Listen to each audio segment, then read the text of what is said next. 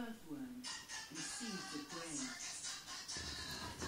Food may be drawing the rooks here in winter, but it's their highly sociable nature that enables them to survive. They can only find enough food to eat by working together in small groups, sharing their discoveries of food. These flocks may travel up to 40 miles a day to forage. Remarkably, food isn't the only thing these birds have on their minds in the depths of winter, when survival hangs in the balance. Young male birds need to catch the eye of unattached females.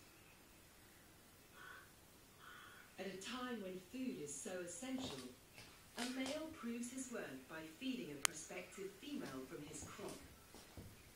If he's a good provider, she's likely to think he's worth keeping. Once paired, couples can stay together for many years, building nests, raising chicks, and roosting together. Barely 6 hours after sunrise, the light starts to fade and the rooks are gripped by the urge to find a place to roost before the long, cold night sets in. The great gathering starts as small individual flocks abandon their feeding grounds. They're joined by jackdaws as they make their way to their traditional roosting site.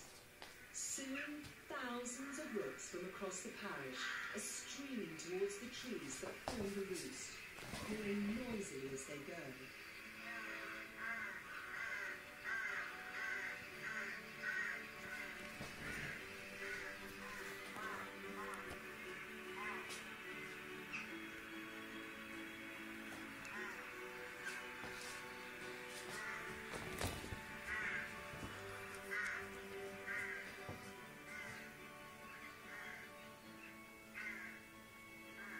There's a lull just before sunset, as the birds assemble for a last-minute feed and unite as one immense flock.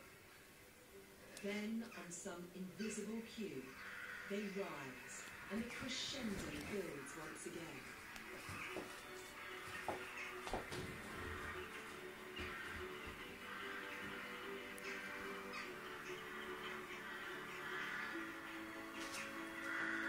Now numbering in tens of thousands, they fly directly to a small stand of alder that rooks have been using as a roost for centuries.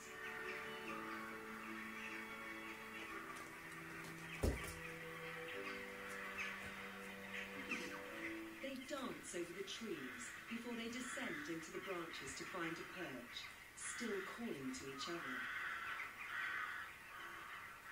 The rooks come together in these giant roosts for warmth and safety in numbers, but their deafening